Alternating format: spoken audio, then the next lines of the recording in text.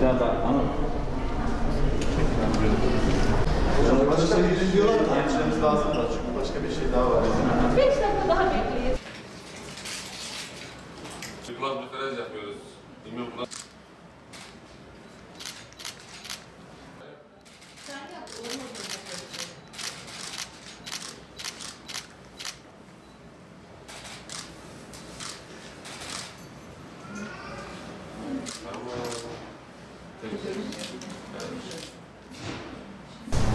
Aç gelseydi.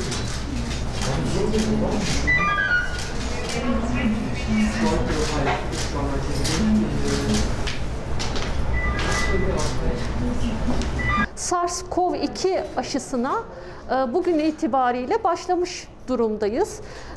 Gönüllüler bize başvurmakta, aşı olmak isteyen gönüllüler, sağlık çalışanları, onları bilgilendirme yaptıktan sonra inaktif tam bir virüs, tam viryon aşısıyla aşılamaya başladık. Türkiye'de birçok merkez başladı ve başlamak üzere olan merkezler var.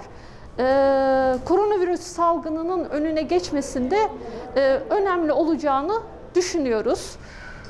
İlk etapta kaç kişi yapıldı hocam? Şu anda 100 sağlık çalışanı Gaziantep Üniversitesi'nde yapmayı planlıyoruz. Gönüllü usulüne dayanarak bilgilendiriyoruz. Onların onamı dahilinde aşılamamıza başladık. Bugün 5 sağlık çalışanını aşılamayı planlıyoruz. İlki bugün oldu.